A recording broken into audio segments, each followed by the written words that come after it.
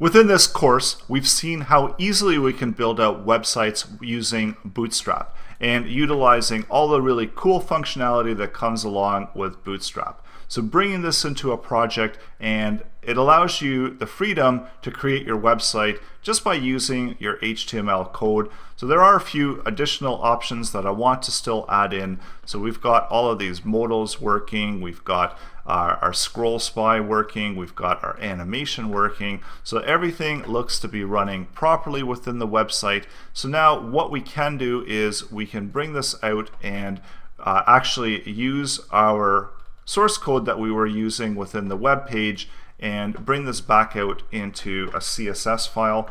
So previously we've been working within that one page, and I did say that best practices is to create a separate CSS file, so I didn't want to have to flip back and forth, so that's why I was keeping it all within the one place.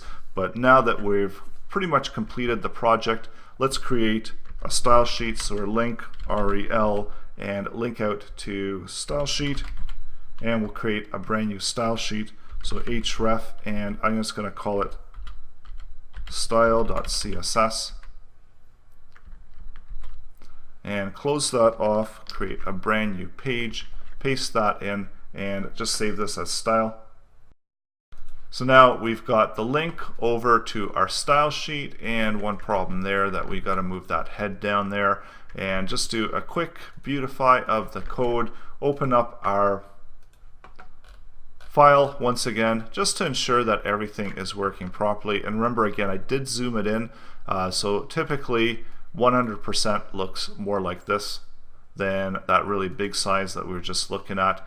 So we can see that of course there's even more customizations that we can add in, but we've got all of the bare bones functionality that we'd be expecting from a web page, single page web page designed in Bootstrap, and we saw how really easily this can be done utilizing Bootstrap.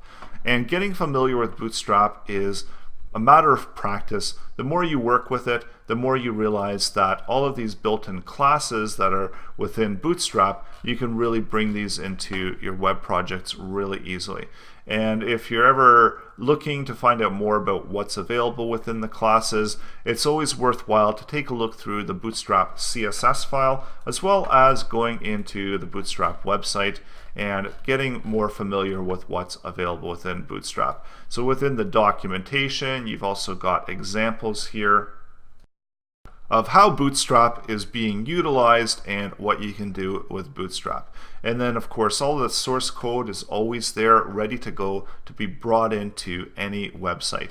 And I just want to make another quick note about the footers. So you can actually have a sticky footer with navbar, and there's so much you can really do with your Bootstrap web pages. And if you do need to make some quick customizations, it's as easy as jumping into your HTML, updating a few of the classes, and you can have completely different added functionality from Bootstrap. And also, as you're building out your web projects, try to look at it as a bunch of pieces that you're putting together, and if you've got a bunch of pieces that are similar, use copy and paste, creating out these types of mini templates that you can really easily copy and paste and reproduce multiple times, and then just make some updates within the images here, within the title and the text, to really customize and accommodate those changes that you've made with the templates. I've also included all of the source code that I've been working with within the course so that you too can try it out for yourself and see what you can do with Bootstrap.